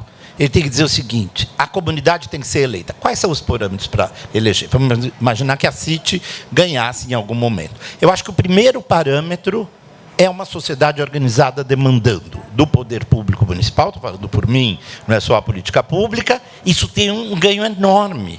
A adesão comunitária, a forma de captação desses recursos. Por que vocês foram lá para o La Pena, né? Tudo tem uma certa lógica, você podia ter se instalado em outras unidades. Então, a sociedade é fundamental, ponto 1. Segundo, a engenharia e a tecnologia. Então, o que a gente está fazendo hoje? Nós temos uma matriz que entra uma equipe com parâmetros para olhar casa a casa. E não é porque eu gosto mais da Edith, que a casa dela eu vou botar 50 mil, 60 mil ou 40 mil reais, vou trocar todas as janelas, todos os forros. Eu vou fazer aquilo que está parametrizado para os critérios que aí o IPT nos ajuda, que é o que é fundamental para que a casa fique em pé. Então, nós temos que trabalhar, porque é muito difícil fazer o projeto que é da melhoria habitacional, né? E nós estamos trabalhando nisso. Tem uma equipe, tem gente, eu convoco todos que queiram, os arquitetos, a gente tem ido ao CAL, a gente tem apelo ao IPT, e quem faz isso, obviamente, é a nossa companhia, que é a CDHU, que tem os engenheiros e etc., junto com os arquitetos, mas hoje liderado pela Secretaria de Desenvolvimento Urbano, que tem esse papel: regularizar, melhorar a intervenção de melhoria, trabalhar na regularização para que a gente aceite o pacto inicial, sob pena de que eu não consigo fazer o convênio. Mas qual é a peça-chave? Eu queria só terminar isso. Não adianta nada disso, ou é muito pouco, se a gente fizer fechadinho lá na CDHU, entendeu? Eu faço lá na CDHU, chamo meus engenheiros, os caras bolam que aquilo ali vai custar a tua casa 40 mil, a dela 10 mil, a outra 50 mil, sobo tudo, dá a média que o programa vai fazer, chama as empresas, porque eu vou licitar, vão lá, melhoram tudo e vão embora.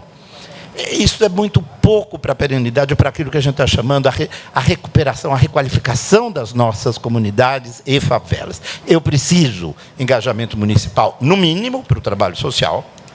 Não dá achar que o município não vai participar. E depois a manutenção. Quem faz a manutenção são as entidades sociais, o pacto social, as comunidades, aqueles que vêm junto. E aí o papel das ONGs que hoje formam, inclusive, trazendo recursos, e aí eu acho que até nós podemos pensar como que até tudo emergencial entra nessa escalada, mas para isso nós precisamos de um bom diagnóstico, uma boa escolha e, de fato, tornar isso um programa de mais alta escala. Eu só dou spoiler, claro, não tenho toda a autoridade de dizer que nós estamos começando a fazer isso, mas a tua pergunta resume exatamente a grande dificuldade. Como é que eu parametrizo, né, para ter uma lógica de atuação técnica, funcional e de qualidade para ter um bom programa desse tipo. Eu acredito demais nesse programa. Eu acho que é uma forma que a gente pode usar menos recursos e mais, né, menos recursos, eu diria, do que fazer a Casa Nova. A Casa Nova, que todo mundo sabe, custa 220 mil, 250 mil, depende da comunidade, o risco. Nós podemos gastar 40 mil reais, melhorar as que já existem, regularizar, trazer a infraestrutura e engajar o município a dar um acompanhamento constante. Perdão, aqui os 5 minutos. Eu vou aproveitar aqui o embalo e trazendo um pouco essa visão, né, que a Hanna trouxe, né, da regularização fundiária, quando que o Estado com E maiúsculo entra ou não entra. Acho que a gente evoluiu bastante nesses últimos anos sobre essa perspectiva, né? Até pouco tempo atrás, a Sabesp não entrava em lugar nenhum que não fosse regularizado. Hoje, a Sabesp, com o programa de Pinheiros, lá, esqueci o nome, o programa do Rio Pinheiros, né? Que era o condominial, enfim, entrou, fizeram, exato, várias... 1970. E com vários outros métodos que não é necessariamente, né, só o coletor tronco, o coletor central, enfim, entrou com um monte de metodologia de condominial. Então, acho que isso tem mudado bastante essa perspectiva, né, da entrada. Eu acho que a legislação da REURB, né, a regularização de interesse social, que possibilita a REURB-S, né, que possibilita a própria sociedade civil fazer a proposição, né, requerer a REURB, a regularização daquele núcleo, daquela comunidade, também é um avanço no município, também é regulamentado, né, é uma regulação federal e regulamentada no município. Agora, assim, quando você pergunta os entraves, né, assim, eu fico pensando os entraves nas soluções transitórias e nas soluções que são definitivas, né? Porque eu acho que são escalas bastante dimensões diferentes, né? Acho que nas transitórias, acho que a Camila e a Luciana trouxeram um pouco, né, essa visão de que não existe uma narrativa ainda comprada por governos de que isso é uma necessidade, né? E acho que essa ideia de que não, se a gente fizer isso, né, eu preciso me comprometer a trazer a definitiva, eu não tenho esse planejamento, então eu já faço logo a definitiva. Só que a definitiva não chega, né? A gente está o número de comunidades a serem urbanizadas no Brasil só cresce. Então, como que a gente enfrenta isso, né? Enquanto isso é a primeira infância de milhões de crianças em cima do esgoto, né? Acho que a gente precisa ponderar um pouco mais, né, essa questão da permissibilidade do Estado, né, de criar normas técnicas para que isso aconteça, de criar possibilidades. Né, uma dificuldade que a gente tem em outro projeto, que é materiais de construção. Assim, você não consegue incorporar novidade de materiais de construção, wood frame, ou qualquer que seja, né, steel frame, você não consegue comprar. O Estado não consegue né, viabilizar isso, que é uma construção muito mais rápida. Lá em São Sebastião, vocês fizeram as construções, né, em caráter de emergência, enfim, daí entra toda uma outra regulação. Então, eu acho que a gente precisa criar novos parâmetros para o Estado poder entrar, né? O próprio Estado, né? E a sociedade civil, obviamente, mostrando esses exemplos. E eu acho que, falando em parâmetros, né, quando você fala em obras definitivas de urbanização de favelas, esse é um dos maiores enroscos que a gente tem. Porque você vai na Prefeitura de São Paulo, pode manter viela túnel, que é aquela quando as duas casas fecham uma viela. Pode, mas não pode. Viela tem que ter 80 centímetros ou 1 metro. Não existe parâmetro, porque a urbanização de favelas não é preto no branco, né? Você precisa, toda hora, ponderar o que é melhor para aquele território. Então, a gente tem casos onde a ocupação está em cima de uma nascente. Vale a pena se remover aquelas famílias, levar não sei para onde para recuperar uma nascente? Então, é isso. Cada caso é um caso. Por isso que é tão difícil, porque você não consegue, né, ter um guia de urbanização de favela. Você pode ter boas práticas, né, recomendações. Isso falando em soluções de projeto, né? E quando você enfrenta as soluções ambientais, toda a questão da regulação ambiental, que é super crítica na urbanização de favelas, como que a gente também flexibiliza um pouco isso, porque a gente não consegue respeitar 30 metros, né, ou 7 metros, 30 metros, né, que acho que é o código. Enfim, tem milhões de entraves aí que eu acho que precisam ser revistos para acelerar, para tornar essas obras mais céleres, né? Então, eu acho que... E aí o componente, né, pessoas, assim, acho que trazendo até um resultado super importante que a gente tem visto no Lapena sobre as moradias emergenciais, é que depois que essas famílias mudaram para moradia emergencial e a gente trabalhando a perspectiva de projeto de longo prazo de urbanização, mesmo elas elas acabaram de ganhar as casas, né, de construir as casas emergenciais, transitórias. A gente fez uma reunião para tratar daquela área, que é uma área com solo muito molhado, que ela vai ter que ser removida, né, segundo os critérios da prefeitura. Essas famílias tinham total consciência de que elas iam ter que sair de lá. Elas estavam super felizes, super engajadas com a questão de terem, né, recebido as casas transitórias, mas elas tinham consciência de que aquilo era uma solução transitória, que elas precisavam chegar em outro lugar, né? Então, foi uma conversa que a gente achou que ia ser super dura e foi muito tranquila, porque você cria essa consciência, né, nesse engajamento, de que aquela condição é uma condição transitória também, ela não é o ponto final. Só complementando e rápido, pegando um gancho aqui da Fabi, da participação dos moradores, né, e participação de trabalho mesmo, né, não só aquela escuta que vai na Assembleia, escuta, está tudo definido. Hoje, na Gerando Falcões, esse tem sido o maior desafio, porém é o nosso norte, né, isso é base do nosso trabalho.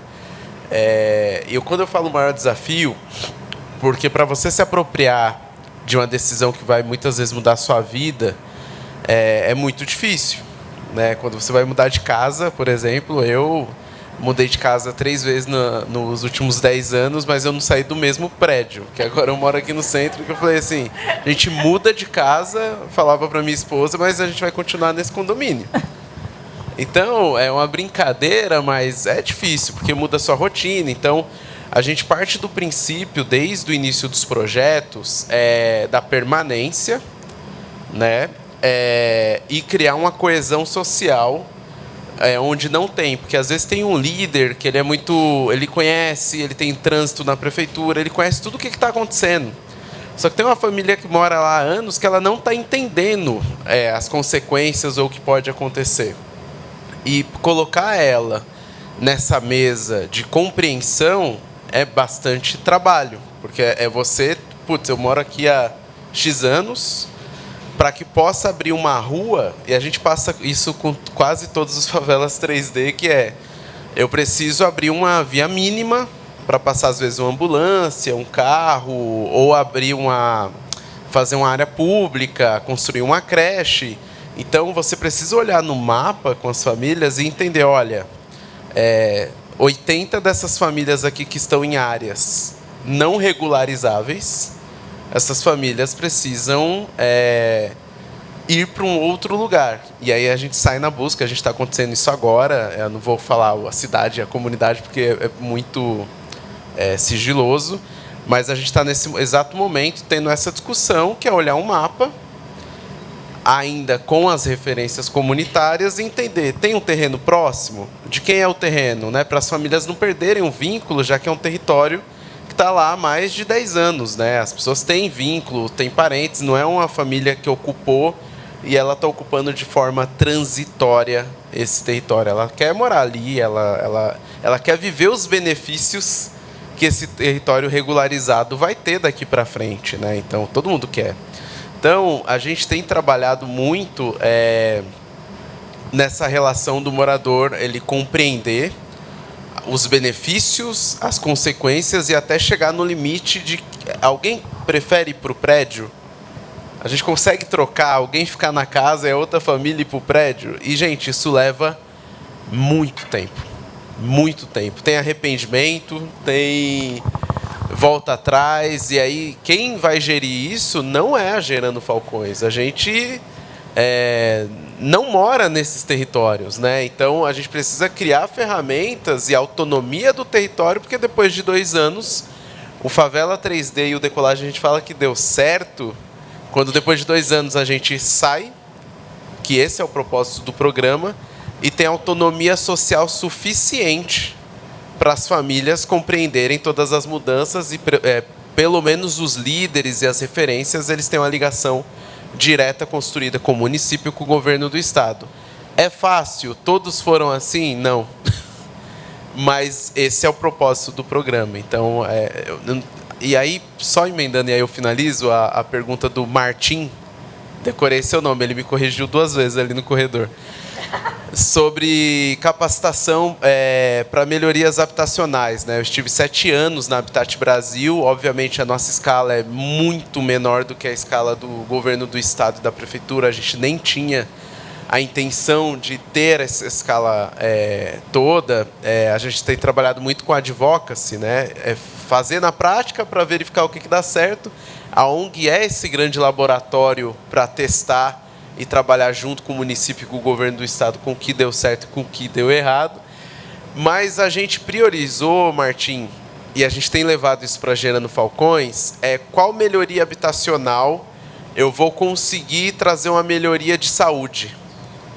Então, esses foram até o que o Trani trouxe, porque eu consigo ser muito transparente com o território. Pô, por que você investiu mais nisso do que... Obviamente, tem morador que vai entender, tem morador que não vai entender, mas o parâmetro ele precisa estar muito transparente, muito claro, até para as lideranças e para as referências conseguirem traduzir o mesmo parâmetro, porque depois que sua equipe vai embora, existem sim conflitos do morador falar, olha, eu precisava tanto quanto ele. Olha, eu vou justificar porque eu reformei banheiro e eu ampliei um quarto, por exemplo. E aí eu não é uma justificativa do que eu acho, e sim uma justificativa de parâmetro que vai influenciar a saúde, que tem a ver com o programa Decolagem, que é o nosso programa guarda-chuva. Eu queria só dar uma mensagem final. Acho que dar um depoimento importante, assim, acho que até com o poder público, né, a gente teria que estar separando. A gente tem diversos cenários, né? Então, a área regularizada, ou que está para ser regularizada, já está num processo, ela vai trabalhar com alguns tipos de... vai poder trabalhar com melhoria da habitação inadequada, né? A área irregularizada, que aí é essa área que talvez precise trabalhar com a moradia transitória. E talvez o que a gente precise criar são esses parâmetros, onde você pode atuar em um, onde você vai atuar em outro. E eu me preocupo muito com a autoconstrução. Para esses projetos de melhoria que vai ter dinheiro, a melhoria, nunca teve esse projeto, né? É super inédito no Brasil a gente falar de moradia, dinheiro para reformar a moradia inadequada. Então, assim, é uma super oportunidade nossa. Mas nós temos que ser muito pé no chão, no nosso ponto de vista, de como essas melhorias vão ser feitas. Primeiro, que elas não vão poder ser feitas uma a uma. Não tem espaço, nem tempo, nem pessoas para fazer uma a uma. Né? Casa por casa, projeto por projeto. Isso não vai acontecer. Nós vamos precisar achar um jeito de escalar. Como nós vamos fazer, ainda não sei, mas nós vamos ter que... Né? Então, assim, mesmo tendo dinheiro, mesmo tendo o programa, a solução também não é tão simples. A gente vai precisar parametrizar isso, porque senão você vai gastar todo esse dinheiro e daqui 3 anos vai estar tudo na mesma situação de novo. Porque nem sempre a pessoa que está ali tem condições de reformar a casa dela por várias razões, né? Então, essa questão da qualidade do material, da durabilidade daquilo, da manutenção, é uma coisa também importante. Então, assim, acho que valeria a gente tentar, né, olhar a longo prazo, ter planos para cenários diferentes, né, Trani, não achar que tudo vai ser 1000 maravilhas. Fazer uma cartinha. Mensagem final. Para finalizar, eu gostaria só de deixar para os gestores, né, que a gente participasse mais, né, a gente, liderança, moradores também, né, eu acho que a gente que vive ali dentro teria que ter mais participações, decisões compartilhadas, né, é isso que eu gostaria e agradeço a todos, tá bom? Obrigada, pessoal. E aí, vou deixar de novo a pergunta que a gente começou no final, para vocês irem pensando ao longo dos próximos anos. Como garantir que nenhuma família esteja sozinha quando o clima muda? Essa é a reflexão que eu deixo para a gente trabalhar em conjunto. Muito obrigada.